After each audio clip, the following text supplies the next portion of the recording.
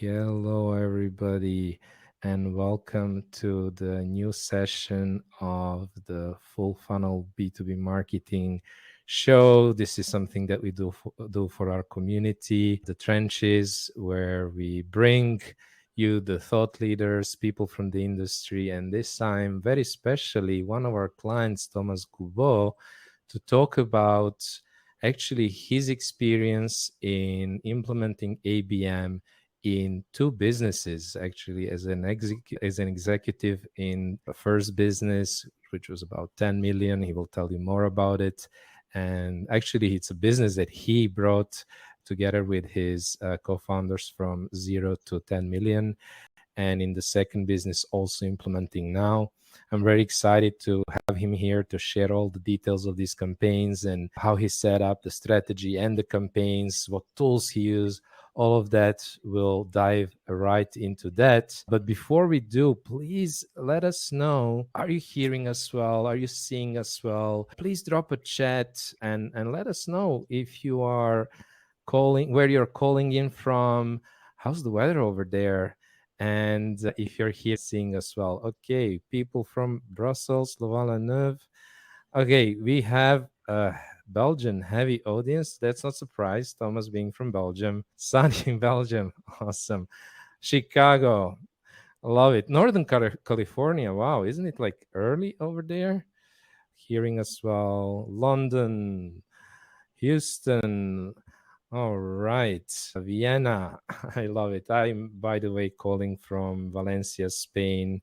Where are you calling from, Thomas? Brussels? I'm also, based in Brussels, exactly. So welcome, everybody.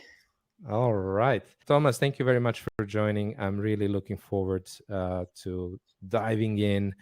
And just to address the question that we get very often, yes, we will share the slides. Yes, there will also be a recording. And yeah, anything else, just shoot. And super happy to see everybody here. Everywhere. We have more people. Washington, another one from Chicago, Amsterdam, Germany, Leipzig, Brussels, more Dutch people. Wow. Anyhow, let's jump in. So, the first thing that I would like to do is please share in the chat just so that we understand where we should be focusing on. One, if you're considering ABM. Two, if you're planning to implement the ABM. Or three, if you already have an ABM motion. So that would be really good to know. Quite some people already doing something or implementing. Everybody obviously at least considering, and some people already having an ABM motion. I'm very happy to see that. You're in the right place, I think, especially those people who are implementing. Will also touch on some of the things that you can do to improve a program and how to scale it. So let's jump in. Now, before we do, and I will ask this question also to Thomas, please share in the chat, what is the main reason you are considering or implementing or using ABM right now? Please share in the chat. And I will also, in a moment, let Thomas share this. But before we do that, I just wanted to ask you, please share that in the chat. But I just wanted to ask Thomas, could you maybe share some of the results and just to give people context, like about these two businesses, at what stage you were in, and what are some of the results that you saw from implementing, maybe the beginning, after the pilot campaigns, later on? Just share this so that people have a little bit of context. Yeah, both businesses have been with deals, B2B SaaS companies, one in construction, the other one mostly is in HR tech. And the deal sizes, I think is relevant, especially for ABM, are between, I would say, 10 and 100K ACV.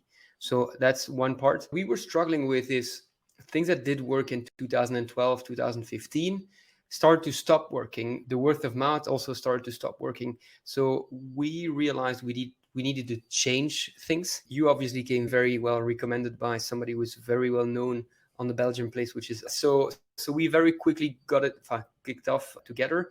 We went into a 6 weeks boot camp that, in my opinion, I'm going to say I was optimistic, but a little bit skeptic in the beginning. But all in all, we launched a podcast. We launched also a market survey, which are two of the plays we will most likely discuss later on. And out of that came concrete opportunities. I think in that play was in 6 weeks already 6. And now, as I was sharing before, we started this webinar with Q7. We're doing the same thing. We ended, I think, end of March, and we will have 2 or 3 of the opportunities closing this quarter. So that's what I call in-quarter deals, which I love because they're not in the pipeline in the beginning of the quarter, but they end up being deals. Sometimes it's 10K, sometimes it's 20 to 35K. So in-quarter deals are usually smaller. But what we do have is we do start to build a relationship and trust with our key accounts, which we'll discuss more. And there we have ongoing discussions for probably already 20 or 30 good accounts. So clearly something that a lot of companies, B2B SaaS between 10 and 100K CVs should. Awesome. I love it. And in-quarter deals. It's the first time I hear it, but it makes me happy to hear that happens as well. I'm reading some of the comments that people shared about the reason why they're considering when implementing focus and focus, cost and efficiency. I think this is an interesting one because a lot of people have an idea that it's actually quite an expensive go-to-market strategy and approach. And I think Thomas will also explain why he agrees with Don about cost and efficiency. Because going from quantity to quality, less leads, more revenue, reaching out to our ICP in a personalized way, low intent leads currently in pipeline, sales pros without specific target focus, looking to enhance inbound for marketing. A lot of great stuff here. You shared, and I just like to ask Thomas to share his perspective, like why you should consider, why you should implement ABM. Yeah. So, but the first thing, as I mentioned, one of the things we got stuck. It's a slide that I saw, or a GIF that I saw that Winning by Design published a couple of days ago on LinkedIn. And it's really true. The things that did work 5 years ago are not working anymore. COVID has changed a number of things. But one of the things, it's people are starting to protect themselves way better. And so the spray and pray mentality that a lot of people had is just not gonna cut it anymore. And so that's why we do need to go back to some of the basics of sales and building trust with our buyers before selling them something. And again, especially focused on these kind of bigger deal sizes. Obviously, if you are looking at a 0 to 10K, then product-led growth is clearly also part of the playbook. But if you're going a little bit more up market, then you by default need to focus on that. If you go to the next slide, I think, Vlad, one of the main things, and that's one of the main reasons for the ABM is you need to consider that at any point of time, if you go in any room, only 3% of the population is actively looking at your selling. And I think that was one that was important for me, because before I got that, I was like, yeah, we were doing SEO, we were doing ads, we were spending 10, 20, 30,000 euros a month on ads, but I was basically trying to fish into a very small pond of 3%. Whereas ABM allows you to start off the conversation early, even 12 or 36 months before they are actually ready to buy or looking for it. And you can start to create or build the narrative with them, which will, I think, lead into mistakes that we made. If you look at, or at least a lot of our sales guys did, if you look at the next slide, is at some point we were investing so much in SEO, in building a lot of content, but a lot of it was good, if you want, from a pure SEO point of view, but crappy in the content that was generated. Also, the ads were starting to become more and more expensive. If you want to target on LinkedIn, honestly, LinkedIn is a very expensive way to target firsthand. It's building all the limitation that it should be. But also now, if you raised 2 years ago money, that was okay. If you want to raise these days, I think your valuations are going to suffer from it, which means that you need to make sure that the acquisition cost is going to be also protected. The next one, I think, if you really do believe that just creating an ebook or create a white paper will attract people between that have these kind of fees, I think you should reconsider. I'm going to say anything more than that, but and the other thing is not because they downloaded that they're ready to buy. That's only the beginning of something. You still need to educate them and you need to give them more value before they really go into a buying mode. On the next one is typically when you target those 3% at the top, what happens usually is that there's already another player in the game. And so that big opportunity of 50K actually disappears because the other player or players have had the narrative with the client and they've basically positioned themselves. So you're still going to say, yeah, but I landed 2 deals of 2K or so. So our SEO strategy is working, or ad strategy is working, but this is peanuts. What you should be focusing on is focusing on a 50 to 100K deals, because that's where you can really grow. Because once you land a deal like that, you can also expand in it. And then the last one is, with this kind of SEO strategy, or let's say spray and pray, what I see is a big gap between sales and marketing. They speak their own jargon, they don't collaborate. Whereas, again, and we'll see it in a lot of details, I think account-based marketing, by default, you have to collaborate together. Otherwise, you will never be able to succeed in doing it. As an introduction, that's a kind of the way I look at why companies should focus more and more on account-based marketing. It's because it builds up an evergreen funnel. If you put the effort consistently, you have an evergreen funnel. You will have opportunities, because the point is not whether or not this ICP will become a prospective client. It's just, when are they ready? When do they have the trigger that you have defined? Also, it's really scalable. As Vlad will see today, you can start really small with just one FTE and a half and really build it up to become something big. You do not need expensive tech, and it's easy, way easier than you think, and amazingly cost efficient. As we said, one FTE and a half, and you can really build a pipeline of, we are not even, we're 12, 13 people now. We do this with a portion of me, a small portion of a sales, and half a marketing person. So it is really. All right. I love it. Thank you so much for that intro and the reason why. So let's jump into the agenda, where what we promised to share today is the 9 steps you must take to go from zero to ABM. We saw a lot of ones in the chat, meaning people are considering to implement ABM. So definitely should check those steps out. And also how we structure our ABM campaigns, so you're not wasting time and you're not wasting money.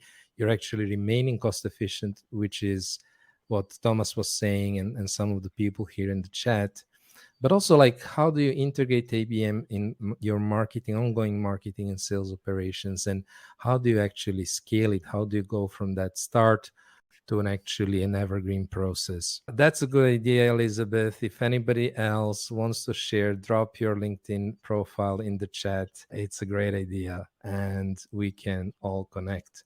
Now, let's jump into the first one, the 9 steps to go from zero to ABM. And to give you a big picture overview, what is really important, and where a lot of B2B companies make a mistake, is that they want to start running before they have learned how to walk. And what I mean by that is that, for example, we have worked with a client where they had an ABM campaign implemented, and when we checked it out, it was actually a 1,300 or something like that. It was thousands of accounts in that campaign. It was a lot of display advertisement. It was a lot of automation and big investment running for 6 months. Unfortunately, the result was 2 opportunities after all that spend, all these targets. And you heard from Thomas, you had, what did you say, 6, 7 opportunities in 6 weeks. And what was the list? Like, how many target accounts did you have in that list? You're muted. You're muted, Thomas. Sorry for that. I think we focused on 20 accounts. 20 accounts. All right. So look at the difference, like going from thousands, I think, I'm not sure, 1,700. It was between 1,000 and 2,000 accounts in that campaign. A lot of money spent on ads, a lot of outreach done, and generating 2 opportunities, no deals yet. And the other one, from 20 accounts, basically a third of accounts generated opportunities. By the way, this is not something that is unusual. In most cases, we see this. We see that you're actually, if you selected your accounts well, if you're doing it in the right way, you will land, maybe not immediately, but over several quarters, you will land opportunity with with anywhere between 20 to 30, 40, sometimes even 50% of your target accounts. But very importantly, let's learn how to walk before we run. And so the way that we usually roll out these campaigns, ABM campaigns, is in 3 phases. The first phase is pilot. The idea is there that you're starting with that. You want to stack the odds in your favor, and you also need to learn a lot. You're doing a lot of validation of your hypotheses, whether that's on ICP, whether that's on your messaging.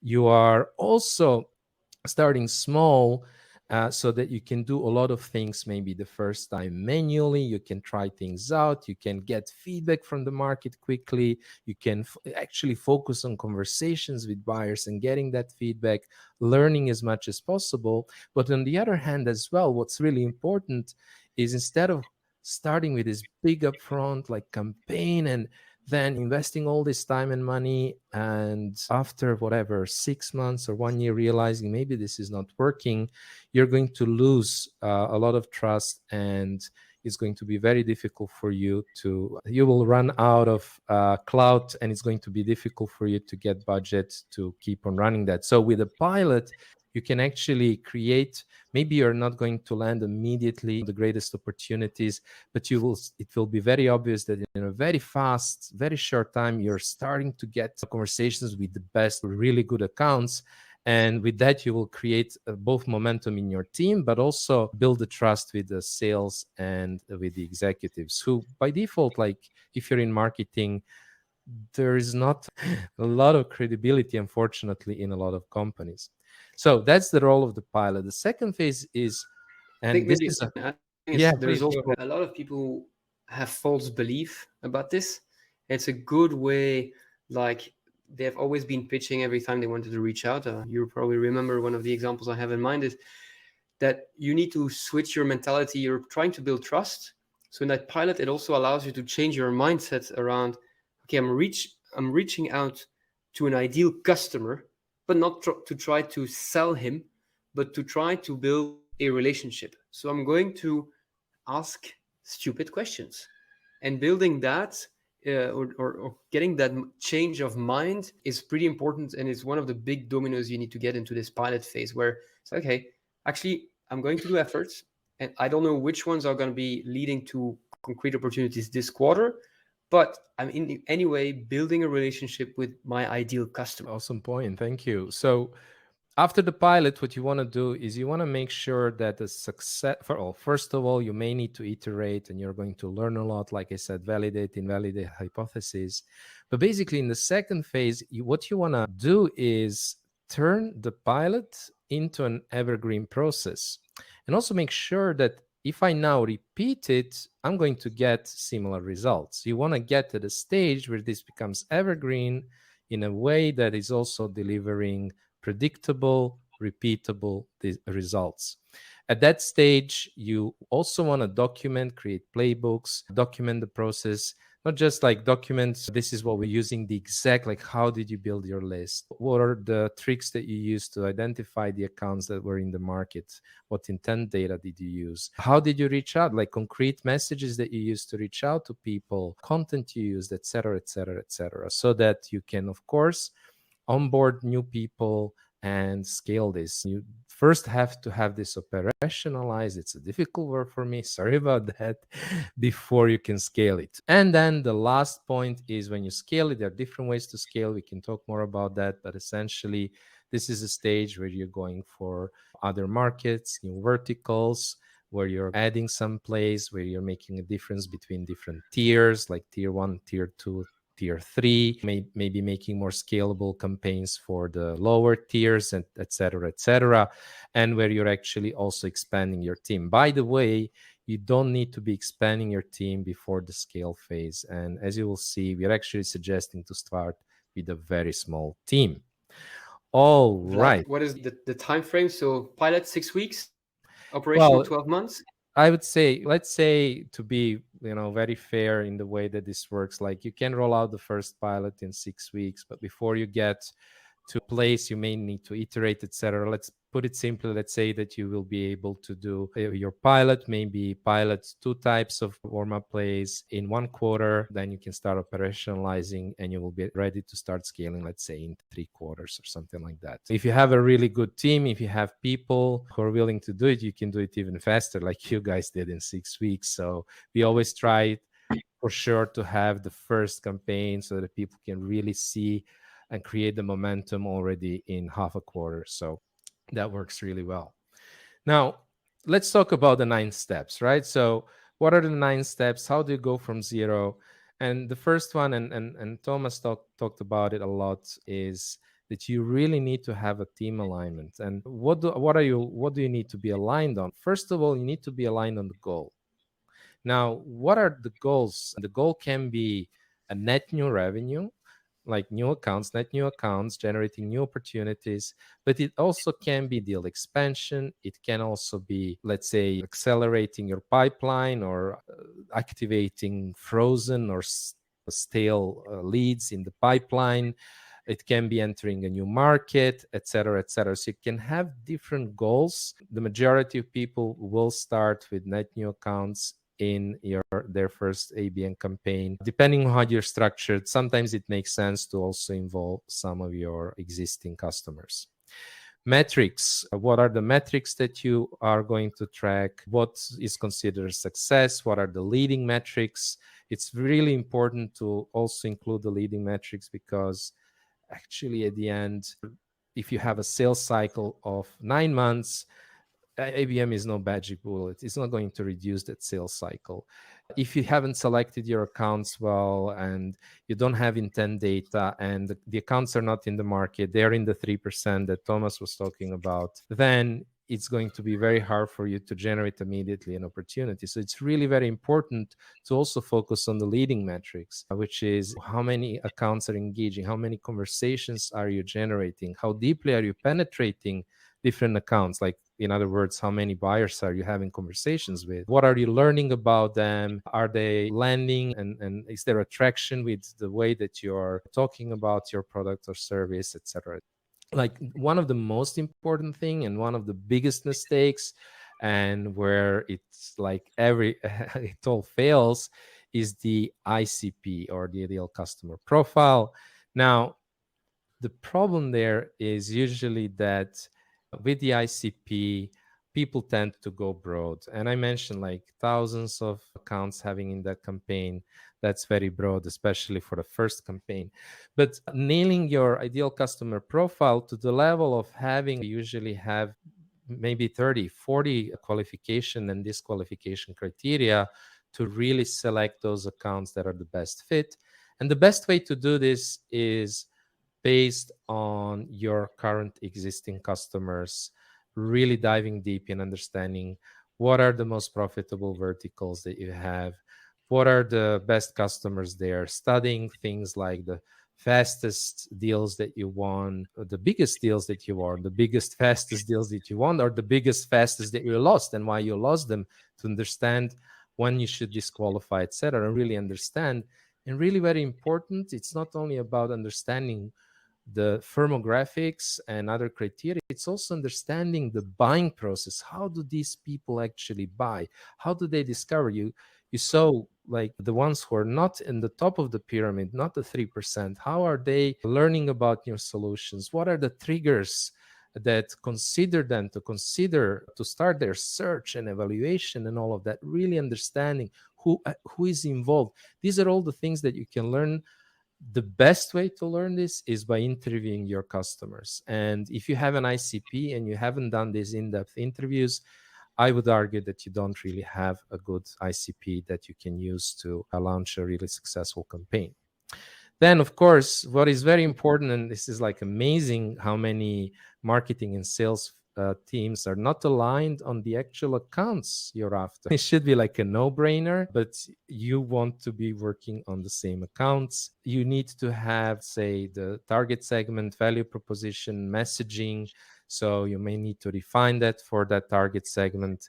And also, I think it's important to let everybody in the team, what we always do, we start with the alignment workshops where we actually discuss and let everybody in the team raise their objections, anticipated risks, challenges, and so that we can agree on how to handle them. That's all very important because of the buy-in and to have the alignment on this campaign. So I just wanted to maybe quickly, if you can share, Thomas, like when it comes to your like target, how did you define the ICP? If you had to select your accounts to work on tomorrow, like how do you go about it? What are the criteria that you use? How narrow do you go? Just so people to understand in a very practical way what I'm talking about. Yeah, just for the sake of this answer, I'm going to make the assumption that the company does at least 700,000 euros in ARR, for example. So you have a number of accounts already.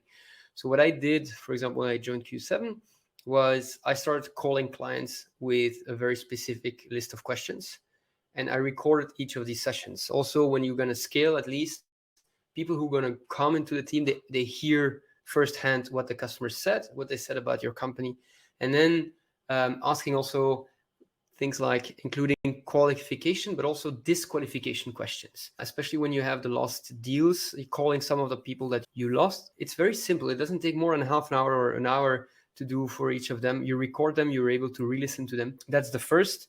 The second is, we have the accounts in HubSpot. So we use HubSpot, and I can show that if you want the list of target accounts afterwards, because that's where the magic happens. If you know your ICP, you know how to qualify and disqualify, then you build up a list. And that is plain laziness if you don't do it correctly and if you don't limit yourself. It's probably 2, 3, 4 days of work to do it. But without that, all of the rest falls apart.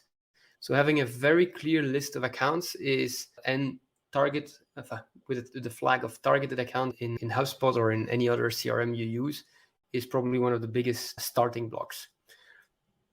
All right. I love the practical explanation. All right. So what is the second step? The second step is deciding on the goal. And I already mentioned this. There actually can be different goals of your campaign: net new accounts, deal expansion with existing customers, with existing accounts, activate install deals, new market penetration. And maybe if you have any other goals, please do share in the chat.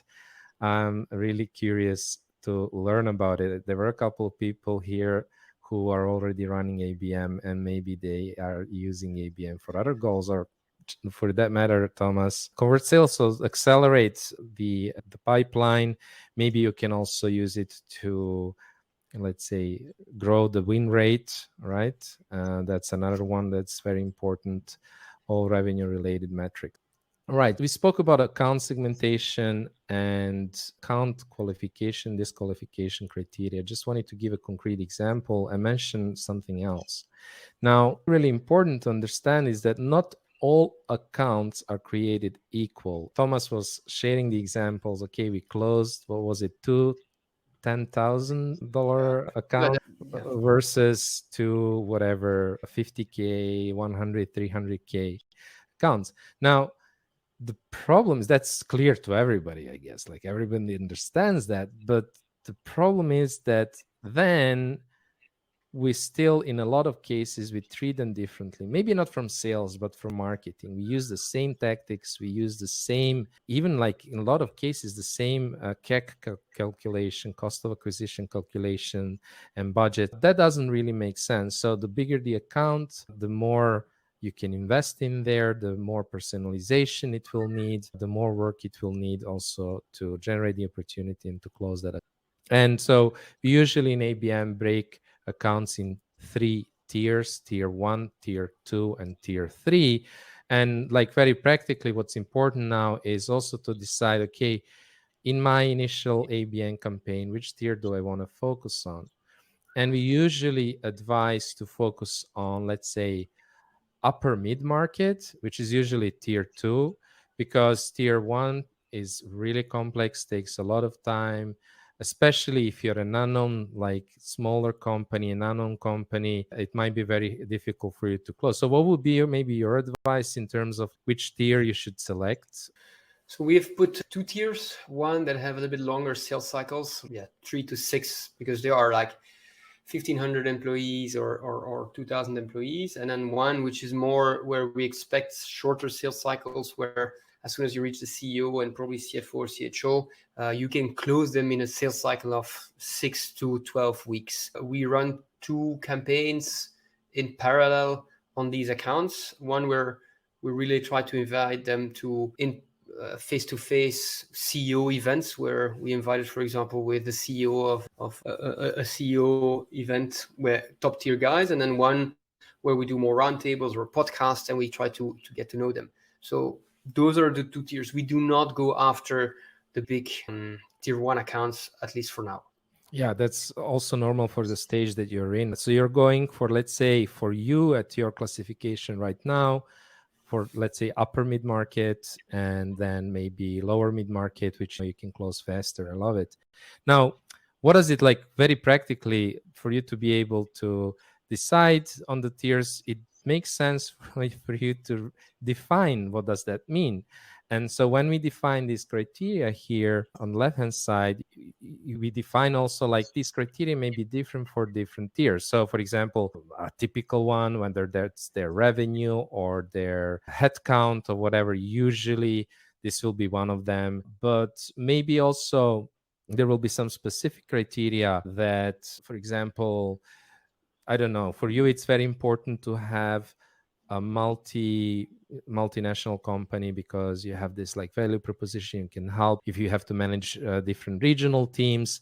And what does that mean concretely? For account for tier 1, this may mean at least 3 big regions. I don't know, EMEA, North America, maybe South America, LATAM. And then, yeah, for tier 2 accounts, that's enough if you have 2 regions. I'm just like inventing this on the spot. But also very importantly, also thinking about who is in the actual buying committee, depending on the tier. For a smaller tier, you may be working more with the executives. For larger companies, you may have to work more with the champion. The champion may have a different role. The decision maker may have a different role. So that's why it's important.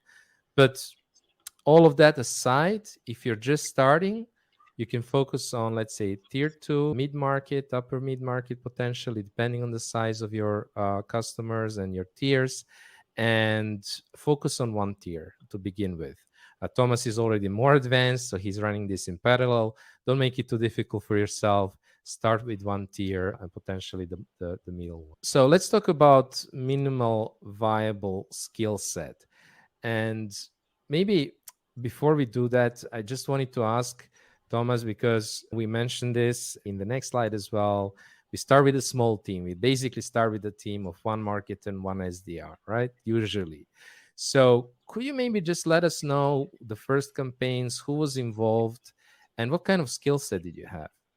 And would you recommend as well? I would say that, again, depending on the size and where you're at in your growth, if you're a team of 15, 20 people, the founder or somebody who can afterwards be the thought leader for the evergreen funnel should definitely be involved, because he or she has probably a lot of the experience and can easily speak also to or do some of the plays that we're going to suggest. Afterwards, for me, it's an SDR and a part-time marketeer, depending again on the place, but it's not much more than that. And I think what people are missing most of the time, it's what we discussed is the big-headed determination. This is a long game. So you do have in-quarter deals. It does happen, and more often than not. However, usually you do ABM for quarter plus 1, quarter plus 2, quarter plus 3. So you need to stick to consistently doing it for probably 3 to 6 months to see some of these nice big deals coming up, warming them up, being consistent and doing the work. And that is probably your point 1, focus on execution. All the rest, you probably find people internally or on Upwork or so to help you out with these things. And you have people who are really good in each of their skills. And it's really amazing that to me, that if I look at the different clients, one of the best pilot campaigns we ran, we had this marketer, and she was a young lady, 21 years old, only had B2C marketing experience. She didn't know anything about B2B. She was just starting, really, and she did a tremendous job. And I was really reflecting, like, why? How is that possible? And then you have some other people who have a lot more experience. And obviously, it's about a mindset. And you mentioned this, it's about patience, about mindset, but also, like, that's why I put this, like, focus on execution. She was actually just, we were talking, okay, we need to do this. She would just do this and not question a lot, not try to. And I would say probably a lot of people, for a lot of people, some of these activities are a little bit outside of their comfort zone. They don't see why they should be doing that, and sometimes they avoid this. So people who are comfortable going outside of their comfort zone, people who are comfortable at talking to customers, but also people with simply solid, good project management skills. There's a lot of moving parts, and a lot of people kind of crash if they don't have that. It's not complicated, but there are moving parts, and you just need basic, good project management skills. And if you're starting this, probably you will have somebody who is more senior also in the team, and maybe they should take this. Copywriting, very simple. I'm not talking about sales copy, I'm not talking about all of that stuff. It's actually quite simple, as you will see. And then account research, it's not a skill that most people have, but it's not something that is difficult to learn. Interviewing, I mentioned, and actually just being able to talk with buyers without pitching them. I was surprised to learn, yeah, a lot of salespeople are really comfortable doing sales as long as they have somebody on the phone who wants to hear about their product. But if they need to have a conversation about the context and about just what's happening in that account and trying to understand this, yeah, that's a skill that is not as frequent, I would say. Okay, this is not, like I said, you can have these skills in people with little experience. Of course, it's always good to have one person, especially for the strategic decision. You need somebody with more experience to be there at the beginning. Now, the minimal viable tech stack, and I'd like to very quickly go through that. Thomas mentioned HubSpot or any other CRM that you're using at the beginning. That's going to be more than enough to track your campaign. LinkedIn Sales Navigator is even optional. We have been, like, Andre is still on a free version and doing a tremendous job, but it's going to be helpful. Some sort of a contact database. You can share what you're using, Thomas, in a moment. And then I would say optionally also some sort of a sales content management and sharing platform. You can share content and have analytics, and some intent data platform. Can you maybe just share your stack, how it was and what it is now? Yeah, so we use LinkedIn Sales Navigator, HubSpot as a CRM. Contact database, we built it actually on the spot using two add-ons on top of Lucia as one, and the other one was, so that's how we built it. Content management, we use a sharing platform. We use a Belgian company called Willow, which allows to plan when we post some of the things. And intent data, I forgot the name, but there are plenty of these, the ones that you guys shared at some point. Were you not considering them Cognizant or using them as well, or? Yeah, we looked at it, but we said, okay, let's focus again, start small. And then, so in Zoom Info and things like that, we looked at Bambora, but there's decent budgets. There's no need for that for the moment, but we'll clearly add them. So we have first degree intent data for the moment. First degree intent data is the best data. It's basically, if people buy from people they know and trust, then the best source of intent data is your own, like people engaging with your website, for example, spending time on the key product pages, pricing page, etc. This is a great intent data. And what's interesting, and there was one of the questions that I wanted to address from Elizabeth about, is success just defined by sale? How do you keep the team going when they get a lot of no's, or not yet, or not yet, or not now, or timing is not right, etc., and things stall out? So that's really why it's important to have these leading indicators. And so the first leading indicator is, for example, if you have right now, if you install any type of software to watch who is visiting your website, which accounts are visiting your website, and you look at it in, let's say, 6 weeks, for example, after you have run a campaign, you will see a very big picture, a very big difference. You will see a lot of accounts from your target list who are now checking out, engaging, spending some time. And the more you do this, the more plays you introduce, the more you market, you will see. That's just like a beginning, obviously. And I would say, like, focusing on getting those conversations, like Thomas said, not everybody is in the market, but being there early on is really going to help you when they do get to that stage to actually be in the consideration set, which is the best you can hope for.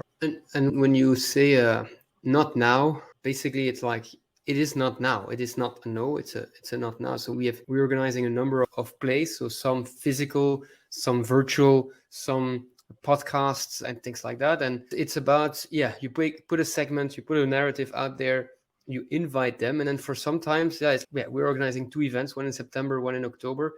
We're inviting the same list of people because their agenda are full. These are CEOs of companies, but there's 2 questions all the time is, okay, are you interested? Yes, but I am not available. So the topic is interesting. So that's where the ICP and the messaging in 2 or 3 slides ahead, before that were so important. Is the point is that these guys usually manage like hundreds of people. So if you want to have their attention, you also need to be a little bit lucky in that they need to be able to come to a social event, because basically that's what you're informing them. So it's about this big-headed determination to this will work. It's just you need to trust the process, and then they need to be ready on their side. That's not a lot you can influence on that. You can just make sure they know exactly what you do, so that at the moment that they are ready, they think about you. All right, very well said. So let's move on. We spoke about this many times. Start small. Start with one marketer, one SDR, and I'm talking part-time. I'm not talking full-time equivalents. Start with one geographical market, whether it's you're in Europe, maybe it will be a country. In the United States, maybe a state, maybe even a city, depending on the type of industry that you are focused on. Start in one vertical. This is really important. It's going to make it much easier for you. Pick a vertical where you have a good track record, where you have case studies that you can share. It's just going to make everything easier. It's just going to make also bigger response rate. It just works much better. And don't go for a big list. I mentioned that one campaign with thousands of accounts in there. Start with 10. Why? Because you cannot possibly work and prospect to the level that you need to do in ABM. You cannot work thousands of accounts, especially with such a small team. And at the beginning, you also want to do things manually and to learn before you start scaling. So definitely start with a small list. Maybe to come back to the previous point, I think one important one is the SDR. So the SDR needs to not be afraid to call, because again, you will have to call them. The campaigns we're going to build are good excuses to call these people. So he needs to be calling, that one. And the second one, when he calls, he cannot be selling.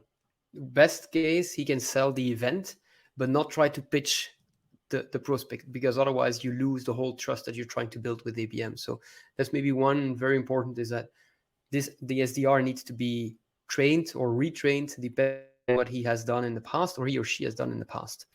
And let me just chime in here, because I know an inside piece of information. Why is it important to call? In some cases, Thomas was also in with his first company in the construction business. His ICP was on site. They were on the construction site. You didn't get them via LinkedIn, right? You had to call them. And just to make it also very clear, we are not talking about cold calling, right? And we'll show you in a moment what we mean by that. At no point you're actually doing a cold call. But like you say, you have to change the mindset.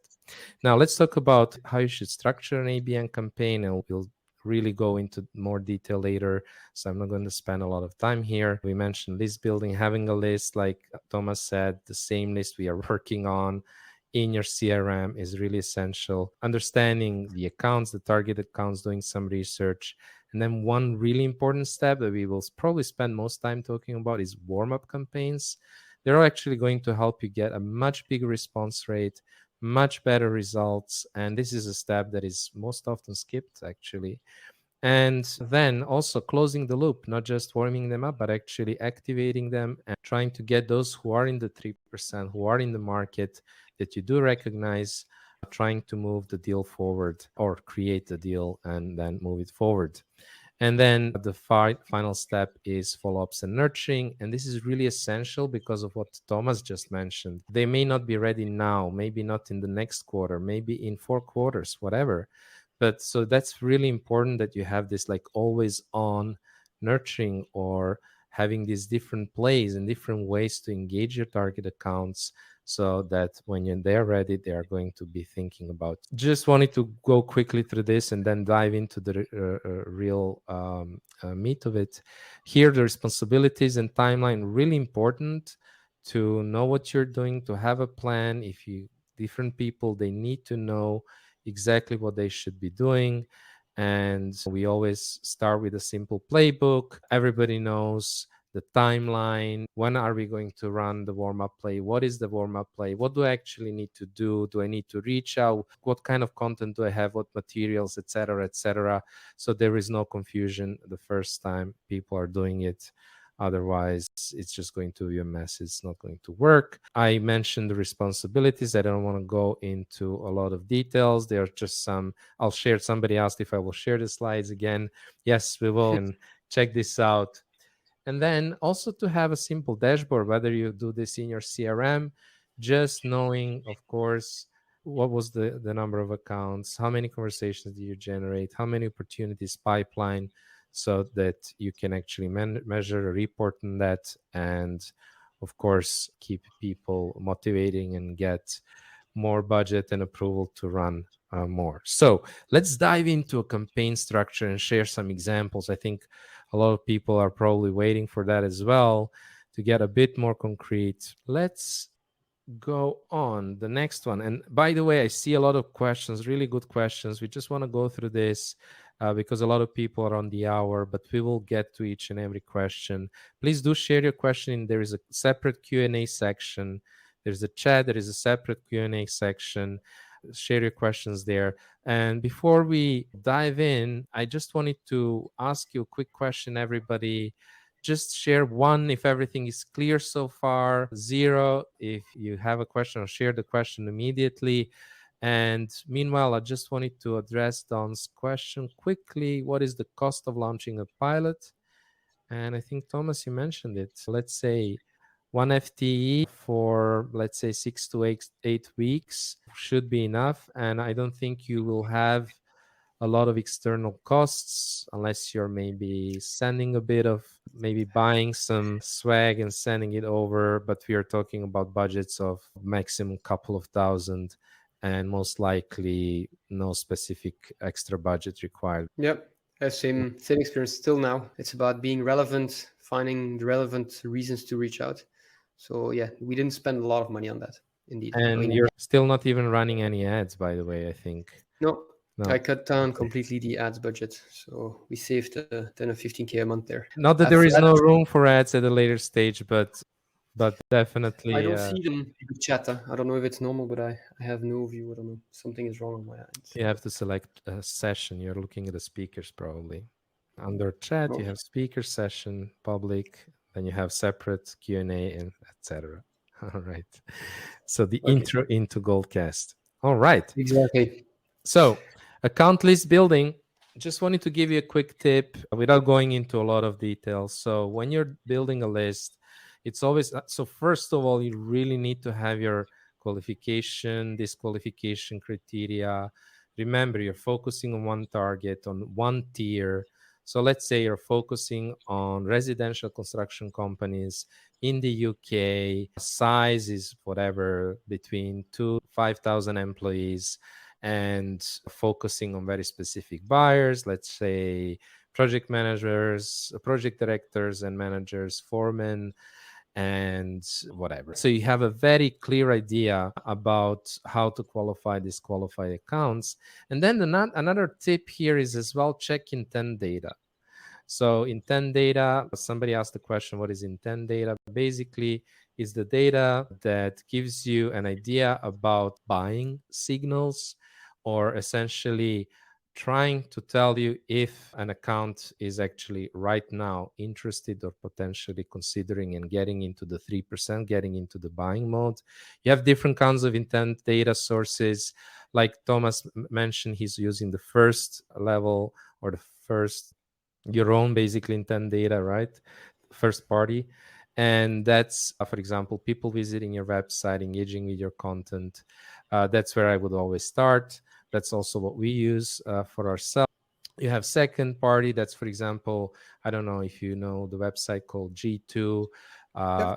Captera. They have these lists, directories of applications. So they also have intent data because they know if suddenly people from one account start searching and researching a specific category, you can buy this data from them. They can notify you. Obviously, if they're checking out your brand or if you're checking out competitors, could be as well treated as a signal.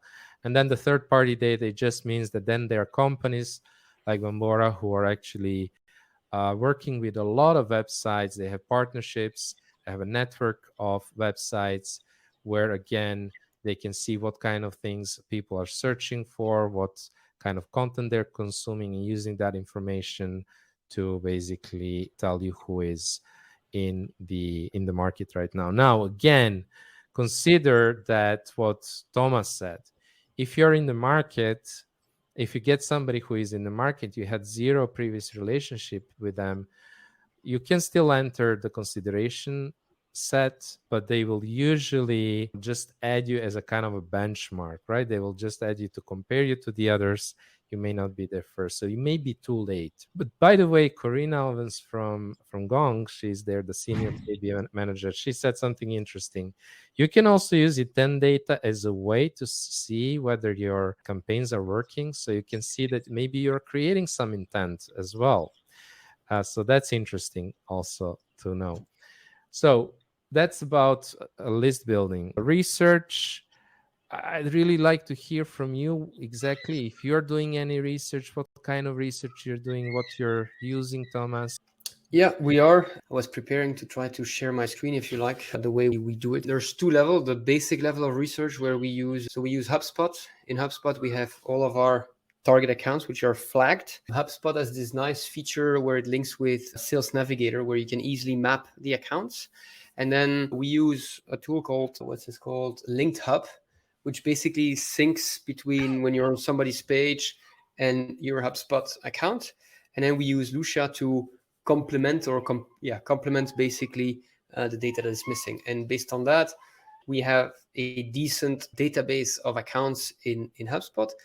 And then the market, the research is much more like, okay, what is the angle I'm going to use to get in touch? And there it depends a little bit on the sector you're in. As Vlad mentioned earlier, if you're in construction, these guys are almost never on LinkedIn or never on email. It's more an angle to try to give them a call. Whereas today in HR, it's easier. Calling a CEO, you do that between, let's say, 5:30 and 7 p.m. And you can call them if you have found you've sent an email, say, hey, I just dropped you an email about, I don't know, a podcast I'm doing. Would you want to join? I saw you did this and this, and I think it might be interested for my audience. And most likely people will start talking. All right. Basically, account research. What are some of the other ways you can do this?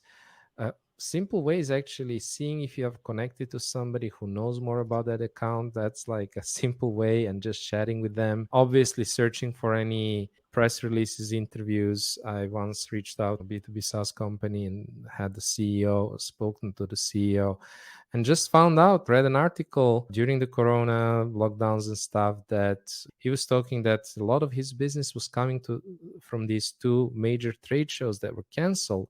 So I could use now this information. So when I spoke to him to ask him about it, and I learned that he was considering implementing a new marketing strategy there. So this piece of information is like super, super important for us. That would be the right time for us to speak to him, but only because I did my research, I did my homework, and learned about that. So definitely you want to do that. The warm-up play. Let's talk about warm-up plays. And there was like a question from Elizabeth. How can marketing be used to get people to want more, ask more, and start chasing me instead of chasing them? And it's a great question.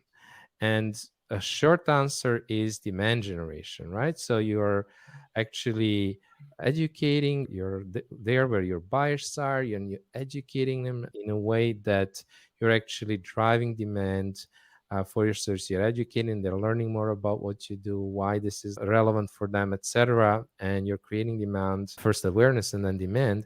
But when people talk about demand generation, they're not talking a lot of times about, like, how does that relate with ABM? How does that relate with large deals? And this is where the warm-up play is coming. Warm-up plays are basically demand generation in a very targeted way. So you're creating awareness and demand on your list of 20 target accounts. In the case of Thomas, he had 20 target accounts in that campaign. So how do you drive demand with the buyer committee there when you have such a small target list like you usually have in ABM? Okay. These are some of our favorite plays, and maybe we can also see with Thomas which of these plays he was using. And the first one is content collaboration. This is our favorite play. And the reason is because it very quickly leads to buyer conversations. And at the beginning, this is priceless. And later, it's priceless as well. So definitely something that I would recommend in so many ways. Second one, events. You have different kinds of events. We'll share some examples from both Thomas, his experience, and our own with our clients. Social engagement, it's a big one. It's actually basically, let's say, buyer centric LinkedIn, organic LinkedIn engagement with your target accounts and sharing content. It's something that basically generates, in our case, 91% of our pipeline.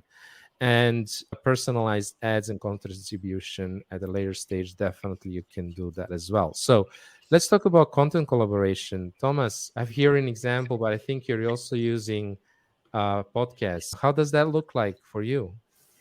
Yeah, we've done both what we call the markets research, where we create something together, which I think, but the podcast is one that I do now, more for the bigger tier accounts, again, because it's a bit more effort and it allows to have multiple touch points compared to a market research.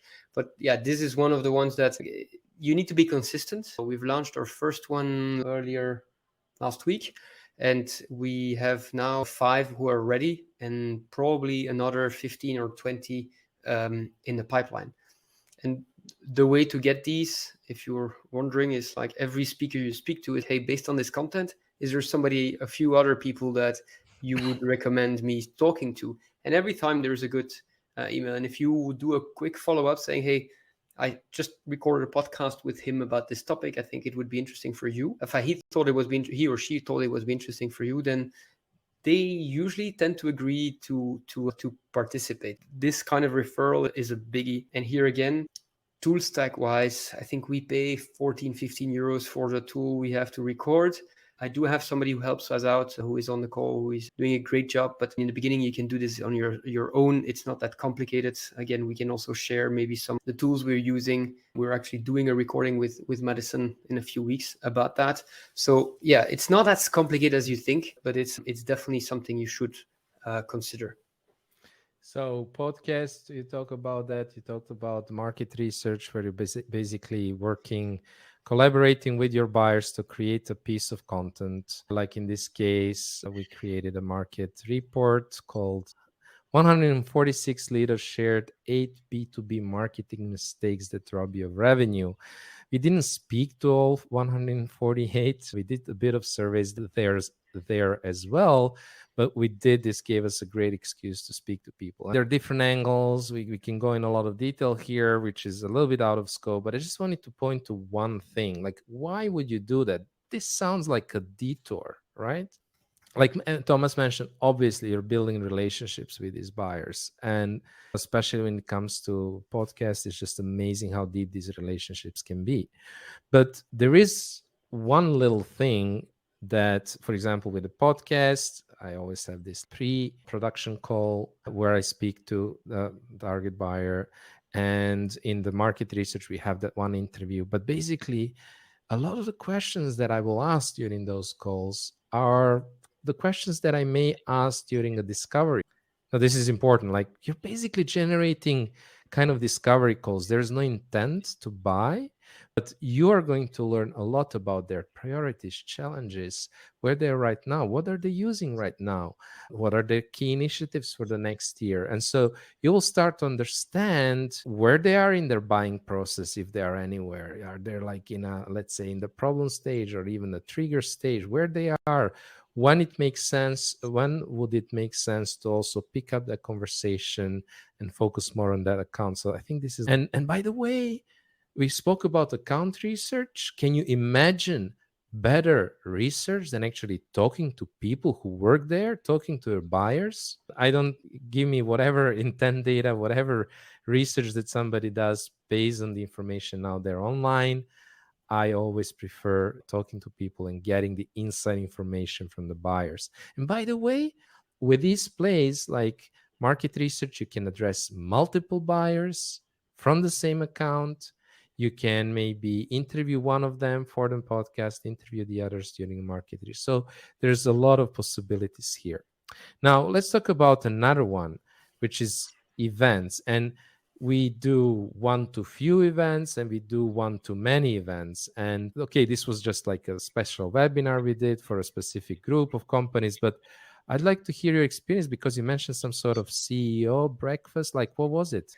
Yes, we're trying to, especially now post-COVID, find the right way to a few times a year attract the tier one CEOs, the CEOs of the tier one companies.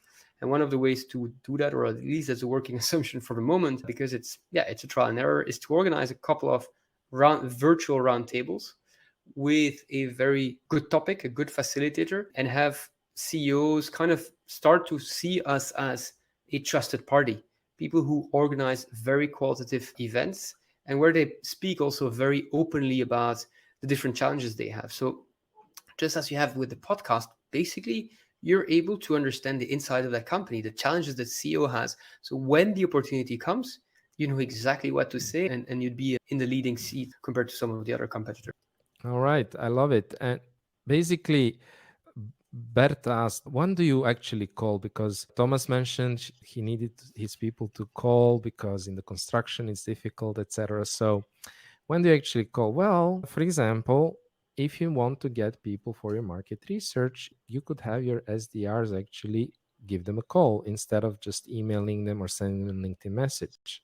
So this is not really a cold call. You're just asking them to participate, for example, in that market research to get an interview. You can call them to get to an event. I remember I was speaking to an entrepreneur who was just launching his product and he wanted to organize an event. And the way he did it, he organized it with one customer. So he could call and say, for example, imagine that I organize, no, not don't imagine, I am organizing this with Thomas, my customer. So I could reach out to you and I could say, hey, I'm calling in the name of Q7, if that would be like a known brand in the local market, or Let's Build or whatever.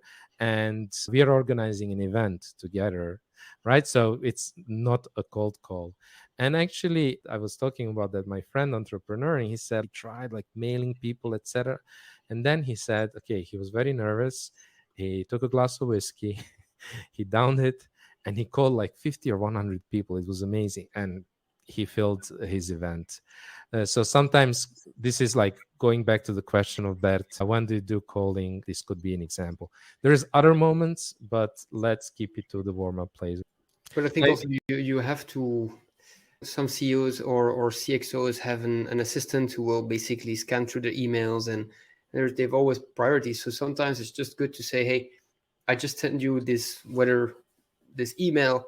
Give me the context, and we call between 8:30 and 9:15 before the day starts, and then we call also a lot between, as I said, 5 to 7, especially on Fridays. Works really well. That's a great tip. All right. So we spoke about one to few events. Can be online, can be live, really good.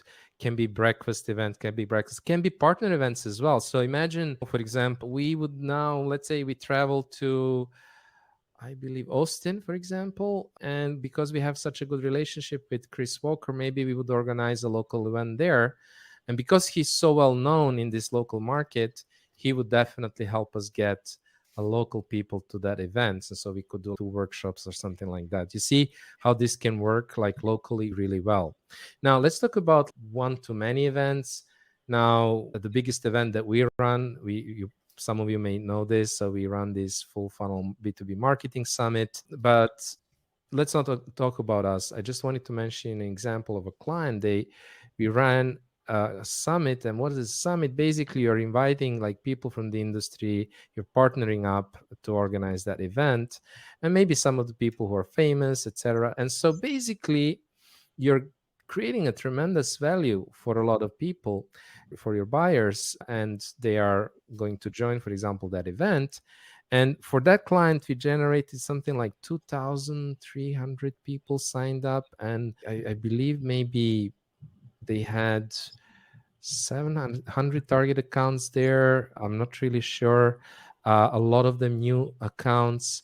So then we ran an activation play, which was like an activation webinar afterwards. About 300 accounts joined, and we ended up we did a follow-up and ended up with 35 opportunities. I'm talking about 7-figure pipeline, and immediately, as you call them, Thomas, in-quarter deals, in-quarter sales made with 5 immediately right off the bat after that event. Okay, this is bigger scale, but you can do this. I gave you some examples of the collaboration, like in Austin or wherever. You could do a mini summit. Maybe you can invite some of the people you had on your podcast or in the market research. And just like you did the market research, you can now distribute these results that you've learned and invite a couple of people who gave you this insight and this input, and maybe do a small panel discussion. So there's different ways in which you can run these events. You can run an event like I'm just doing right now. This is how great it is that Thomas agreed to appear here and that I could do the live case study together with him. That's a really great way to talk about product and services without ever pitching. So I think this in itself is a great example. So social engagement, I don't know how much you're doing stuff on LinkedIn. You're muted, by the way. But like I mentioned, for us, this is a major play. Yeah. Do you hear me now? Yeah. I'm starting more and more on that. But I think one of the big comments I would make on that is you can start very small here again by just following the right people in the sector who have a lot of influence and commenting. Just commenting. You don't need to create anything, but make really relevant comments. I think both of you, again, Andre and you, are but it allows you to be seen in the right accounts and without having to spend hours in creating content, especially in the beginning when you're warming up and you've not done interviews. Afterwards, once you have the interviews and everything is basically a build-up. But in the very, very beginning, in these first things, just identify the people who have a lot of influence in your target audience and comment on their posts so that you're popping up as well as the most relevant. I think, as you can see here on the slide, the most relevant comment is very important. So that's a great tip. I think I would add one more and maybe share what you're doing right now with Madison. But basically, commenting is the easiest way for you to start engaging with your target accounts or with people they're connected to. Don't underestimate that, because in that way you're actually also appearing on their radar. Thomas mentioned, like, if you have a thoughtful comment, it will be the first one. You can also start non-sales conversations. There's so many things that you can do on this platform, and our favorite way to do this, our favorite way to engage with people is to start conversation is based on existing engagement. So they have engaged with some of the posts that we shared in the comments, or we had a conversation in the comments, move it to DM, to direct messages. So this is the best way to do it. And another like practical thing that I mentioned right now that Thomas is doing, can you just briefly explain how you actually managed to create content for 1 month on LinkedIn in 2 hours? Yeah, so we're working. One of the guys who is actually in the meeting is Madison, if you want to reach out to him. But what we do is basically Madison facilitates a meeting every 2 weeks. He prepares a set of questions, and that's where usually it's more of a founder that we do that. And founders of a company have a wealth of experience about the sector, about the market, and all of these things. And what he does is basically based on the persona, on the ICP you're focusing on the messaging you want. He prepares actually a few shots or snapshots of questions, and then we record the answer, put this into a tool I think called Descript, and does a bit of magic with that, and then pops up a very nice capsule that gets a lot of engagement. Actually, I think a couple of the capsules that we created together, Vlad, were done by him, because it's so easy for us. We just need to show up. He asks questions about business that we know by heart, and then you have about 40 assets that you can publish on LinkedIn with the right audience in mind. It's put in Willow, so fine, that's the tool we use for the content distribution, but there's many of these. And so we're actually doing a webinar in the coming weeks. If you want to join that webinar on that process and how he does it, we'll explain the detailed workflow of that during that webinar in, I think, a couple of weeks. And I think some of you actually joined our webinar thanks to one of those videos that Madison made for Thomas and myself. This is what we use to promote this webinar. So I think you saw it. So I think something to think about. You don't have time to post. Well, you can comment. You don't have the knowledge to maybe create the post. Go ahead, identify those subject matter experts, those industry experts, like Thomas said, usually more senior people, founders of the company. Depending on the size, it may be somebody else who has this like relevant knowledge. And then very importantly, collect relevant questions or topics that actually your buyers genuinely care about. That's again why these interviews are so important, to really understand what the buyers are interested in. And then go ahead and make this interview 1-2 hours a month, and you will have tons of materials that you can use, whether it's short videos, long form videos, text posts that you can just create out of that. And yeah, I think this is a great tip for people who don't have the time or expertise.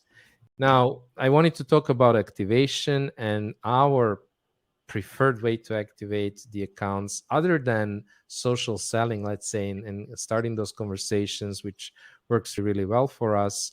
But in some industries where you're not on LinkedIn, when it's hard to get to people, we also often use actual direct by direct mail, just sending something by FedEx or DHL. And the way we do this is personalized and creative. And what I mean by that is that we will come up with a personalized little gift.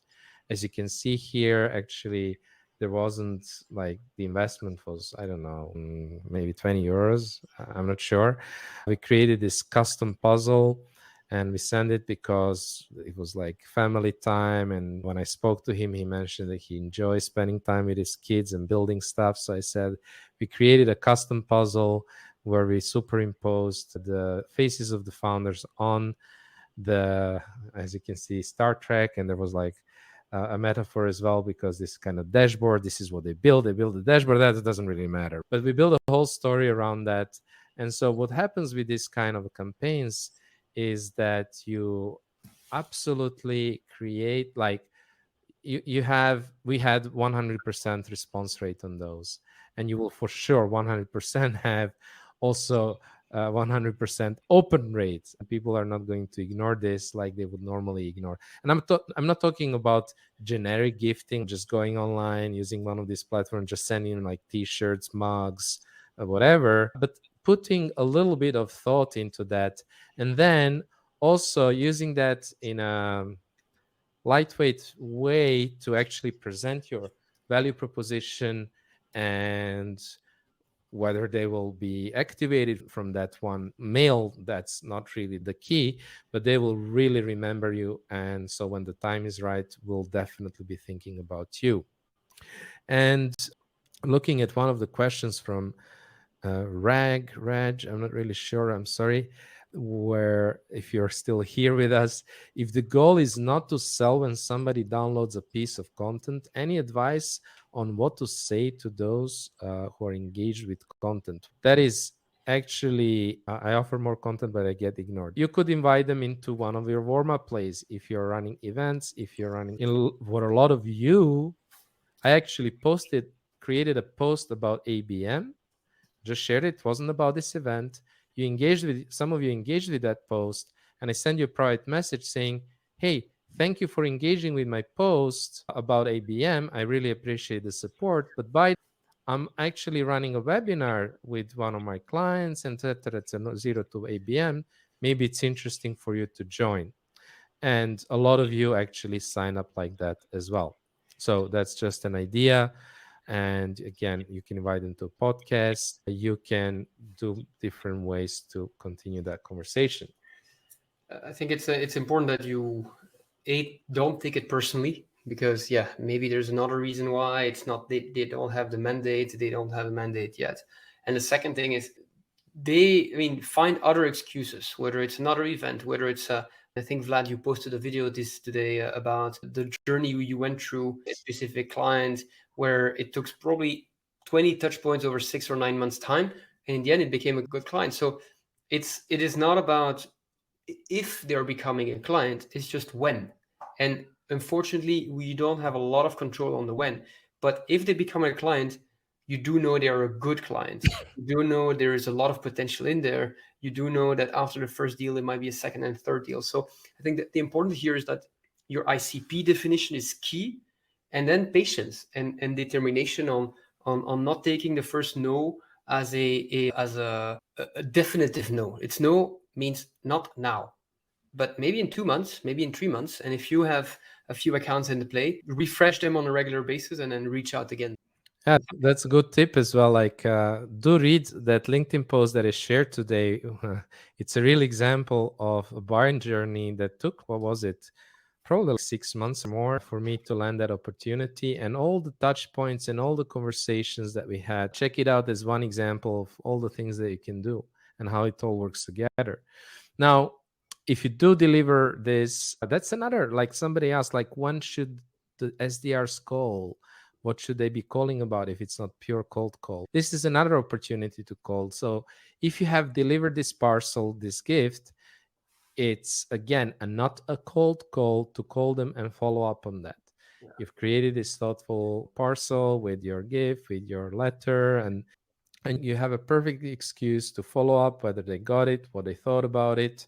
And worst case scenario, you're going to learn what works, what doesn't work. So very practically, what I mean is that imagine I run this campaign that I described at the beginning with thousands of leads and thousands of accounts, and it's not working. The problem is, and you ran it for 6 months and spend all that money and generated these two opportunities. The problem is you don't know why it's not working. Mm-hmm. It's like binary. It's working, it's not working. You don't know why. And this is the opportunity with buyer conversations and with this like sales, a quick sales call to follow up on this, to ask them like, did something in the way that we presented stood out? Like, what was irrelevant for you? Like, you can get this like clear, detailed feedback about your value proposition. You can understand, it's not relevant for them because of maybe a criteria that you forgot to include in your disqualification list. So you can now go back and update your plays, update your targeting. And that's why we really like to do these plays at the beginning as manual as possible, so that you can learn as much as possible. And just looking at the time, basically we have another 4 minutes. I was trying to address questions as they came, and I think I answered. There was one from Yoshit about the list of tools, and I think Thomas shared this, the list of tools that he uses. There was another great post from Andre that I can share later with that. And yeah, are we going to share any resources that would be helpful, like the ABM playbook template or something? Yeah, I can drop that in and share it together with the recording and the slides afterwards. So just wanted to make sure that we address all the questions. If people want, I can quickly share how we do the account build up based on a target list, because I know we struggle quite a bit, and it's not that complicated once you find the flow, but I don't know how I share my screen. Stop sharing. Let us know if you would like to see that. Otherwise, I just wanted to do one more thing. But otherwise, let us know if you would like to see that workflow from Thomas.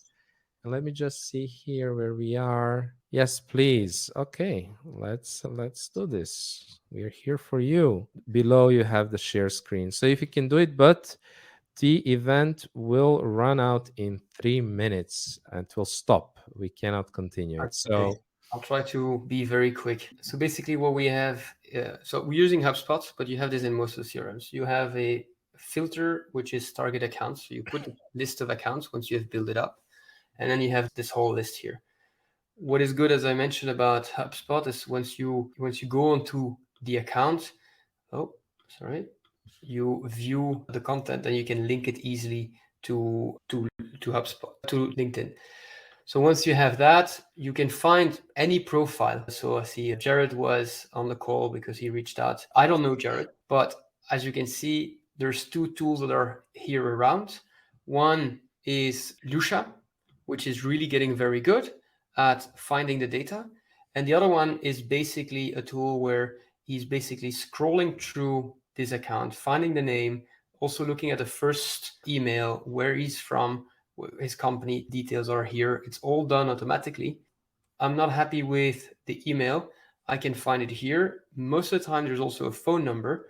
And then by just clicking at sync, it will basically create that account in HubSpot, in my HubSpot. And so once I close this, I can view it in HubSpot and I have it directly. And so I can add a number of people very quickly. So adding people, so this account now with Jared is an account in HubSpot. I have Jared here, it's matched automatically, and I have all the information. So this is a very easy way to, just in a few weeks, to basically build up a list of accounts with the right people. And so the only thing that I wanted to maybe wrap up with, because it's the time is up, just quickly wrap up this with the what do you do next after all these campaigns and pilots? How do you go from there? I mentioned this operationalization. You can, during that time, what the idea is, but basically you can also add new pilot campaigns, and once you're scaling, you can actually add new verticals, new markets, etc. So I mentioned that. I just wanted to share, just like after a while, how it can be, how can your, let's say, marketing calendar look like with all the different plays, the different warm-up plays, and how they play together. As you can see here, this is from FullFunnel.io, just two people, still half time doing this, being active on LinkedIn every day, and Twitter, and our Trenches community. Every week we have actually 2 newsletters, and every week we host a live podcast or an event like this. Then every month we run partner webinars. Every quarter we run in-depth boot camps and workshops, and 2 times a year we run a big full funnel marketing summit. So after a while, people start to see us. Well, the impression is that you see us everywhere, and that is exactly what you want to create. So when people think of ABM, I want them to think of us, especially our ICP. We know who we want. And so that's, after a while, how a more scaled program, and especially the warm-up part of it, can look like. So with that, I think we can end this long web. Thanks everybody for staying. Thank you very much, Thomas, also for being here and for sharing. I think it made it 2 times better because of that. We learned so much. And thanks, everybody. I will send you everything after the call. And yeah, that's it. Thanks. Let us thank know. you very much, everybody. Have a good evening or afternoon, depending where you are. Yeah, cool. So let us know in the comments if you still have any remarks about the event, for what you found it useful, if you learned a lot, what are your main takeaways, and yeah, see you on the next session. We are going to do on Thursday. Andre and me are doing these ABM talks where we are just sharing details of how we run ABM campaign. Let us know if you want to join. It's this Thursday, same time.